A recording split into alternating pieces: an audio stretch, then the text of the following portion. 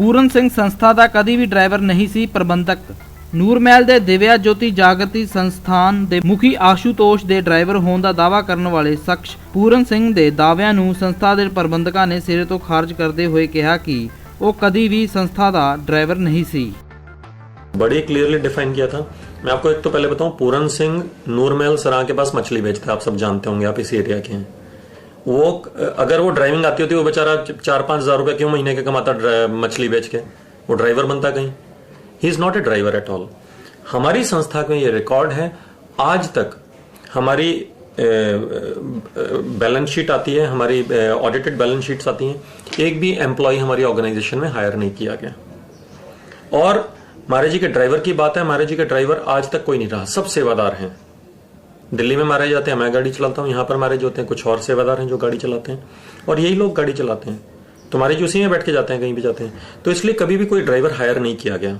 पूरन सिंह जो दावा करता है कि मैं ड्राइवर रहा, पूरन सिंह कतई कभी ड्राइवर नहीं रहा। वो एक शराबी व्यक्ति है जिसको कोई भी 100 रुपए देके कहीं साइन करा के वो अनपढ़ व्यक्ति क्या रिट डालेगा। जहां तक ये कह रहे हैं कुछ दावेदार हैं, कुछ उत्तराधिकारी हैं, ऐसा कुछ नहीं है।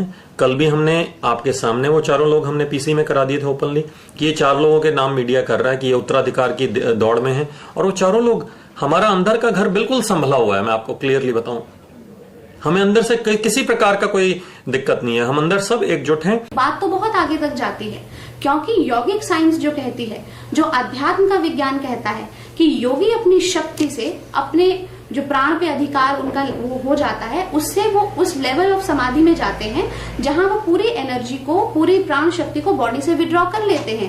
ऐसे में जितने बायोलॉजिकल प्रोसेस है, उन्हें कहते हैं शरीर जड़ हो जाता है। कितनी समाधियां हैं जहां शरीर जड़ नहीं होता, और कितनी समाधियां हैं जहां शरीर जड़ होता है।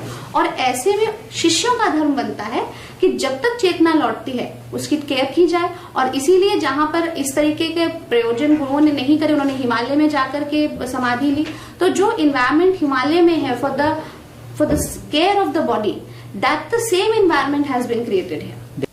हम समझते हैं कि मीडिया और विज्ञान के युग में ऐसी बातें अंधविश्वास फैलाने के सिवा कुछ नहीं है, और हम इन बातों का पूरी तरह खंडन करते हैं कि ऐसी बातें नहीं होती है। कोई समाधि में नहीं जाता। अगर कहता है कि मैं समाधि में जाकर अपनी पल्स रोक सकता हूँ, अपनी हार्ट बीट रोक सकता हूँ, तो उसके लिए हमारी तर्कशील सोसाइटी का चैलेंज है कि अगर 30 मिनट के लिए वो अपनी सांस क्रिया रोक ले, जहाँ 5 मिनट के लिए अपनी वो पल्स रोक ले, नब्ज रोक ले, तो हम उन्हें लाखों रुपए इनाम देंगे।